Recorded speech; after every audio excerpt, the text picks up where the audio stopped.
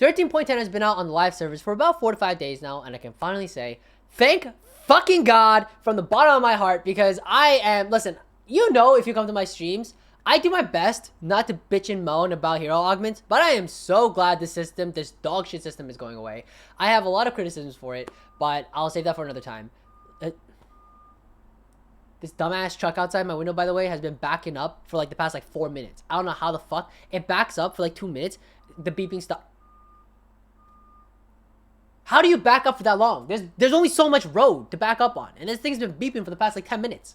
I can't get through a minute of talking without this dumb truck in the background. I'm yapping. I'm sorry.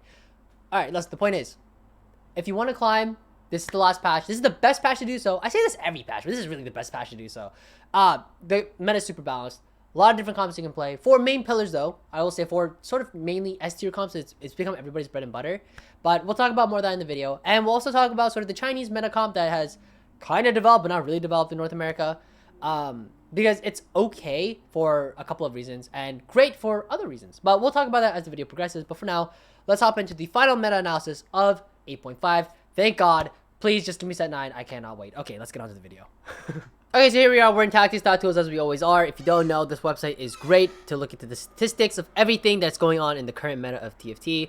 If you don't use this, I don't know why the fuck you wouldn't. There's too much good sorry, there's shit going on in the background. I don't know what the fuck's going on, dude. I live in the city. It is what it is. Anyways, let's just get on to the video. There are 4 major comps, 4 staple comps that are sort of everybody's bread and butter. The meta is very stable right now, actually. So, I mean, it's the most balanced it's ever been. But the thing is, that means that everybody sort of has their defaults, their sort of default S-tier comps that they sort of play around, and if they find other lines or they can find other variations to play around, then they'll play into it as it comes up. But in general, every time you load into a game, these are the 4 that you should probably really consider and sort of your staples if you're trying to climb in this current patch. So, funny enough, these 4 actually came about because I was watching Emily's Wang stream, sort of also just looking into her LoL chess history because she's been climbing Infinite, trying to hit rank 1.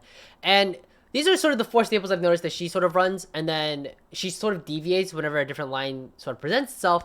But in general, these are the 4 main ones. It's Infinity Team, Laser Core, Oxlingers, and Jhin. And we'll quickly go over these 4, and then we'll talk about the cool, interesting, sort of niche one that isn't very talked about very much in North America. Hacker Jax. It was briefly mentioned in Mort's patch rundown, but we'll dive a little more into that in just a little bit. Let's quickly talk about the 4 cores, and then we'll talk about Hacker Jax at the end. So, Infinity Team, I mean, we all know how it works. If you look at the stats, I mean, Infinity Team, Heart, Crest, and Crown all average very high top 4 rates. And the reason why is because Infinity Team back, I think it was 13.7, where 5 Infinity Team was actually not strong enough to get you by and win you games. But now Infinity Team has sort of brought itself back up because not that it got buffed, but everything else kept getting kind of nerfed down. So now 5 Infinity Team is actually a very top 4able board. As we can see in the stats here, averaging a 4.25, 54% top 4 rate. I mean, this is Diamond Plus, Masters Plus is basically the same story. I don't know why it just changed itself, but fuck it, whatever. I have the same stats here. 5 Infinity Team, Masters Plus, 4.26. By the way, quick tidbit. Tactics.tools has an advanced explorer available, and it gives you just a couple more options to sort of filter around on the left side here. Who the fuck is blaring music? Dude, it's 2 in the afternoon. Who the fuck is... Anyways, I digress. Dude, by the way, if you're that dude who drives around in his car, blaring music, you're not cool. It's not 1990 anymore. Come on, get it together. Anyways, what was I saying? Oh yeah, the Advanced Explorer. But anyways, this is only available to you if you become a Patreon for Tactics.tools, which if you use Tactics.tools or if you play TFT, I mean, I highly recommend becoming a Patreon for it. This is not sponsored by any means, but the reason why I'm even trying to promote it at all is because I think this is very useful to have, and it's $2 a month. It's really, really cheap to become a Patreon. So I mean, I did it. I think it's great if you do it too. You don't have to. It's just something that, you know, is an option, especially if you use Tactics.tools as often as I do, or in general, really, if you ever play TFT. This is just nice to have. But anyways, moving on. 5 Infinity Team. Surprisingly enough, again, like I said, very decent top 4 rate. And I mean, we know what the board is. We know what the board is. Your early game, you play Infinity Team. Your mid game is Infinity Team. Your late game is Infinity Team. We know the best spat holders. Again, as we always know, it's Fiddlesticks. Unless you hit Mordekaiser 2, then you drop the Samira, and then you play Mordekaiser 2 for your front line, but that's a very capped out version of Infinity Team. You play Sivir for your early game as your AD item holder. You can 2-star her, or you can 3-star her, depending on the direction that you go. Typically, the win outs for Infinity Team are 3-star Sivers, or 2-star Pulsefire Ezreal, Mr. Handsome Ezreal, whatever the fuck, Ultimate Ezreal. Sorry, that's what it's called. 2-star this dude or 3-star this girl, and you're gonna win. And then if you don't, you just play around 2-star Samira and you top 4 Infinity Team. I mean, bada bing, bada boom, we're done. Moving on. I mean, listen, I'm trying to I'm like. It might seem like I'm trying to speed through all of this, but it's the end of the set. If you don't know how Infinity Team works by this point, listen, like, maybe you just started playing TFT. That's terrific. But for the rest of us who've been playing this entire set, we're tired of listening to Infinity Team. If you want to go watch, there's a bunch of guides on Infinity Team. If you want the more in-depth versions of any of these, you can look at the previous patch rundowns. You can look at other people's guides. I'm not going to go too in-depth into all these. We're just analyzing the meta. Nothing's going to be too deep for this last one. Because, again, it's the last patch of the set. Who gives a shit? Moving on. I mean, I give a shit. But, like, most of us don't really. Like, we're just here because we like TFT, but we're just waiting for set 9. But moving on. Laser Core. Again, one of the 4... I guess you could say the 4 pillars, if you will, the 4 bread and butters, the 2 breads, the 2 butters. I don't know. This metaphor is falling apart. Listen, Laser Core is, again, one of those very top 4 comps. This does, though, have a bit of a weakness that Infinity Team doesn't have, which is that Laser Core actually does pretty poorly in strong high roll lobbies.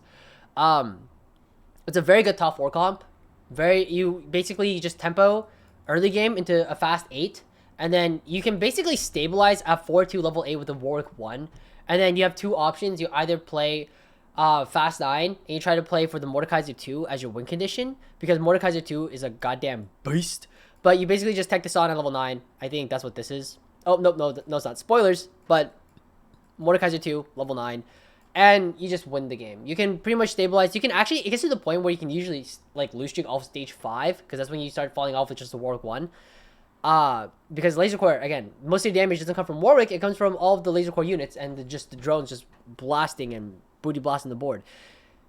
But yeah, but Warwick 2, I mean, eventually you're going to need it, but you can roll for it at 9, to be honest. Or if you are not very high HP by the time it's stage 4, then you should probably roll for the Warwick 2, stabilize your board, then try to go 9, maybe play for the Mordekaiser. But again, this is why it's a very top 4 board. It's because you basically try to preserve as much HP as you can in the early game, because the Laser Core is so strong in the early and mid game. And then late game, either cap out Mordekaiser 2, Legendaries, or Warwick 2, maybe sometimes even Warwick 3. There's a variation of Laser Core that exists where you play with 3-star Jax, where on your way to level 9, sometimes you're sort of bleeding out a little too heavily. You can't go 9 too fast. So what ends up happening is that you roll at like 50 gold on 8 or maybe 30 gold on 8. And you're just looking for the Warwick 2. But then on your journey to Warwick 2, you just find a lot of Jaxes. So you can actually just play Jax 3 as your secondary carry. And this is actually your win condition instead of Mordekaiser 2. Which, depending on the game, Mordekaiser 2 is probably going to be harder to hit sometimes than Jax 3. I mean, it depends, you know, play around what you hit. Obviously, Scoped Weapons is one of the best augments for Laser Core in general, but especially for the Jax 1-out, Laser Core, or rather, Scoped Weapons is incredibly great. RFC is just amazing to have. It just deletes all of that walking time. If you ever play Laser Core with Warwick, you know that he's just sort of like, he's just taking a stroll sometimes, you know, he's just doing his thing. Which is fine, but when you're trying to garner LP, it can be a bit of a hindrance. So, there you go.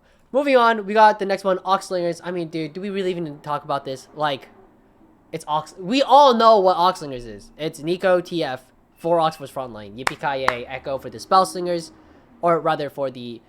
dude, it's so loud outside today. I've tried to record this multiple times today. It's just so loud. There's always some dickhead just driving a truck or something like outside. Like, Jesus Christ, I'm just trying to record a video. Anyways. Sorry if I sound a little irritated. It's, this is like the 4th recording. But anyways, Echo with the Star Guardian tier 2 Aegis. I mean... 2-star everything. You can roll at 7 for this board if you'd like. You just drop the Echo at 7. Play 4 Oxforce. These are very easy to 2-star at level 7. Some people, I will say though, they do this weird thing where they just say fuck it, and then they just roll all their money at level 7. They'll just 4-1, level 7, send it down to 0, and then they'll just try to ensure like a 2-star Nico or a 2-star TF, and then start to try to rebuild their economy and go level 8 at 5-1 because the Echo is so disposable at level 8. Like, level 8, you don't have to play Echo. It's the best unit, but you don't have to play it. You could play any other Aegis unit. You could play, I don't know, fucking... I mean, it doesn't have to be Aegis. You could play, like, Fiddlesticks, and, like, boom, you're done. And that's fine. This'll top 4 you in most lobbies. So, I don't like playing TF Nico as much anymore. One, because it's contested, like, all the time. There's at least 1 or 2 players playing it. But 2, because you always run into those players who I was talking about earlier who just they're missing a brain cell or something, and they're just spending all their money at 7, praying to God that they hit the TF2 or the Nico 2, and then they just start to econ back up. And it's such a weird tactic because it does work sometimes. Because you will hit that TF2 or that Nico 2 if you do roll all your money gold sometimes. But there are games where you do that and then you just don't hit and then you just go 8th.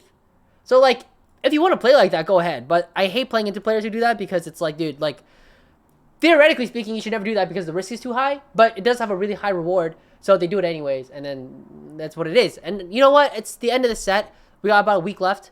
And quite honestly, if you just want to turn your brain off and just do this every single game, you quite honestly could. It's a very 1st or 8th playstyle. It's very illogical and promotes a lot of bad habits. But, I mean, listen, it can work sometimes. So, like, I mean, hey, play it at your own risk. But I would just avoid this in general.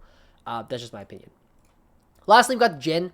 I know the board looks a bit empty. This is just your core. We've talked about this in the previous patch meta analysis. But Jin is very flexible. There's so many variations. There's so many splash units. And there's so many different ways to play this comp. We went over a couple in the last meta analysis, but we'll just go over a couple right now real quick. Listen, you got 7 Renegades, the most easy version to play, where you have the Renegade Spat, and you just tech it onto Vex, and you just tech in every single Renegade that you can find. Maybe replace the Silas with a Leona at level 7 if you get very lucky, or most likely at level 8. And then at level 8, you just tech this off. You play the Leona, starts with an L, there you go. Leona, and then Alistar, boom, done. And there you go.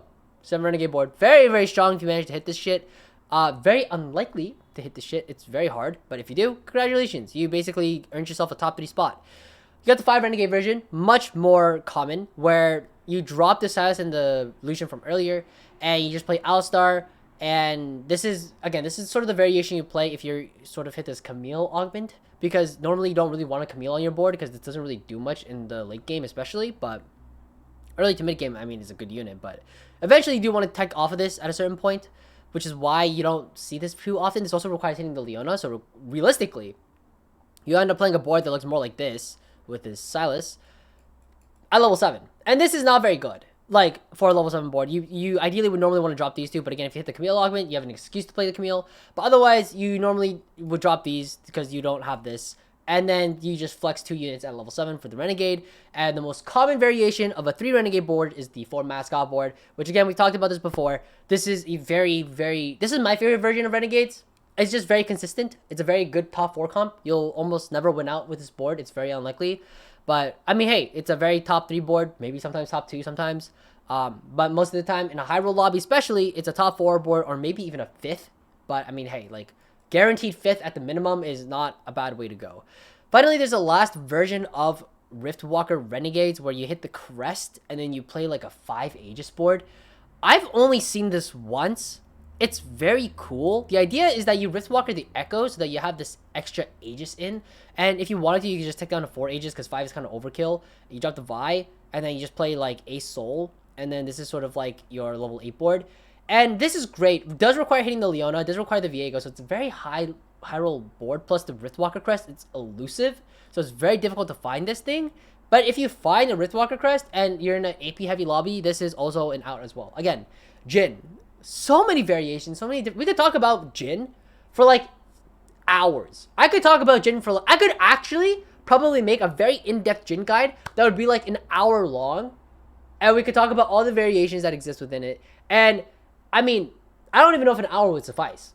There's too many variations to talk about. And again, whenever you're playing TFT, unless you're like super sweaty, you could try to memorize every variation. But the reality is that Jin is one of those comps that, again, a lot of high elo players really like because it gives so much flexibility within the tree that you can kind of do whatever with it. There was a game that I played where I flexed into Riftwalkers out of fucking thin air because I just had a lot of random bullshit on my board plus Jin. I think I had like Jubilant Veil or something like that. No, it was Neela's gifted augment. I think I missed on the hero augment and I had like a Neela on my board and I had like Twisted Fate, like Neela and like some other bullshit. I think I had like this in here as well. Like I don't remember. It was a very weird game where it was I think something like this. I don't remember the exact board. I was just making do with what I could, but I ended up securing a third. But yeah, again, this probably was not the board. I don't remember what the board was. But the point is, Jin's very flexible. You get a lot of options, a lot of ways to play the board, and you should definitely look into it and play it whenever you can. I took all the boards out the units, the units off the board, whatever. Anyways, Hacker Jacks, the last one of this meta analysis. This is the only interesting new thing that has sort of come out of the recent meta, and even then, you rarely see Hacker Jacks, and the reason why is because the stats are actually kind of weird with this one. It's a very, if you hit, you hit, you don't, you don't. What do I mean by this? Well, let's talk about the board real quick, actually, before we talk about the stats. This is the board. 3 mech, 3 hacker. It's very straightforward. You slow roll at 7. You try to hit the Jacks 3. Let's talk about Jacks BIS real quick. It is QSS, cloak. QSS, JG, and then I believe it's Hodge. I think this is the correct. You could also do maybe Titans instead of the... I don't even know if you could do Titans, to be honest. I mean, maybe you could do Titans over JG. That just looks worse to me. I think JG is sort of the way to go. This is one of those comps you kind of want to greed BIS, especially the QSS. QSS is actually vital here. But, I mean, everything else, the Hodge, this could be a BT. This could be Titans, I guess. And, like, it's fine. It works out. QSS is the only, like, non-negotiable here. But this is generally the board. Slow roll at 7, try to hit the Jacks 3. Now, like I was saying earlier, it's a very, you hit, you don't, you don't. If you don't hit Jacks 3, you go 8th. There's not even, like, a world you go 7th. It's just you go 8th. Unless somebody in the lobby is so tilted out of their mind, they missed their hero augment at 3-2 and they FF, you're gonna go 8th if you don't hit Jacks 3. And the stats are quite abysmal. Oh, by the way, sorry, Warwick at 7, if assuming your admin's good. And your admin should be good, because if you don't have a Warwick on your board at 7, the stats are very, very, very bad. Anyways, let's talk about this a little bit. Like I said before, this board is a very sort of, if you hit, you don't, you don't. I said this 3 times now. Why do I say this, and why am I trying to emphasize this as much as I can? There are police sirens going on in the background. Jesus Christ.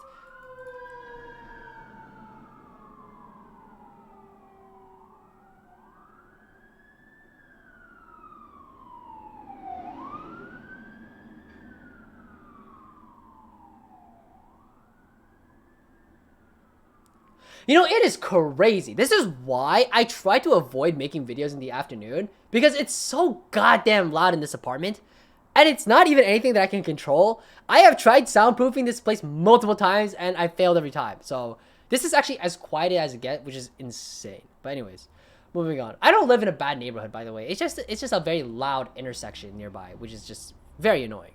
Anyways, 3-star Jacks, if you look at stats, very nice. 3.36, this is actually the best board that you can play for 3-star Jacks. It's better than 5 mech Jacks in general, and it's better than Brawler Jacks. This is the best Jacks board for 3-star Jacks, with a very, very high delta.